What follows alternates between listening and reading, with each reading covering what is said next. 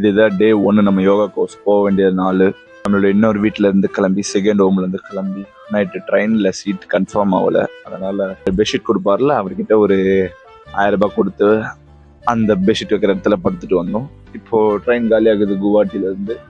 குவாஹாட்டிலேருந்து இறங்கி இன்னொரு ட்ரெயின் பிடிக்கிற அந்த கேப்பில் ஒரு வெஜ் நூடுல்ஸ் ஒன்று சாப்பிட்டு இப்போ நம்ம அடுத்த ட்ரெயினை பிடிக்க போகிறோம். அந்த ட்ரெயினாச்சு கொஞ்சம் கன்ஃபார்ம் ஆகணும். டிக்கெட்லாம் போன ட்ரெயின் மாதிரி நைட்டு காசு கொடுத்தோம்னா என்னால் வர முடியாது. ஸோ வெயிட் பண்ணுற நேரத்தில் ஒரு பைசப் ஒர்க் அவுட் போட்டு அடுத்த ட்ரெயினில் நம்ம ஏறியாச்சு. ஏறின உடனே ஒரு ஐஸ்கிரீம் ஒரு ஸ்வீட் கார்டு சாப்பிட்டு இந்த ட்ரெயினில் சீட்டு கன்ஃபார்ம் ஆயிடுச்சு. இப்போ நான் ஒரு முக்கியமான பொருளாதார இடத்துக்கு தான் போகிறேன். அங்கேருந்து தான் அனுப்புவாங்க. நடுவில் இந்த சின்ன பையன் ரிஸ்க் பண்ணிட்டு இருக்கான் அந்த பொண்ணும் திரும்பி அவளுக்காக ஏஞ்சி போகிறான். நான் உடனே அவங்க அம்மா கூப்பிட்டுங்க பாருங்க உங்க பொண்ணு என்ன பண்ணுதுன்னு காமிச்சு மாட்டி விட்டுட்டேன். அங்கிருந்து நம்ம பொருளாதார இடத்துக்கு வந்துட்டோம். இந்த இடத்துல இங்க நிக்கிறாரு. இவர் தான் ஜோன் அவுட் நண்பர். ஆனால் ஜோன் அவுட் ஆயிடுவாரு. அடுத்து இன்னொரு நண்பர் இருக்கிறாரு. இவர் கொஞ்சம் வெக்கம் சட்டை போடலன்னு அவளோட நைட்டு கிளம்பி இன்னைக்கு நல்லா ஒரு சாப்பிடலான்னு ஒரு பிளானோட இறங்கிட்டேன். நான் நார்த் ஈஸ்ட் ஃபுட் சாப்பிட்டு ரொம்ப நாள் ஆச்சு இல்லை. சிக்கன் சவுமீன், இந்த இடத்துல சவுமீன் ரொம்ப ஃபேமஸ் நார்த் ஈஸ்ட்ல. சிக்கன் நூடுல்ஸ் தான் இவங்க சவுமீன் என்னவாங்க, சிக்கன்ல சூப்பராக போட்டு செய்வாங்க. அதோட ஒரு சிக்கன் 65, இந்த இடத்துல சிக்கன் 65 டிஃப்ரெண்ட்டாக பண்ணுவாங்க.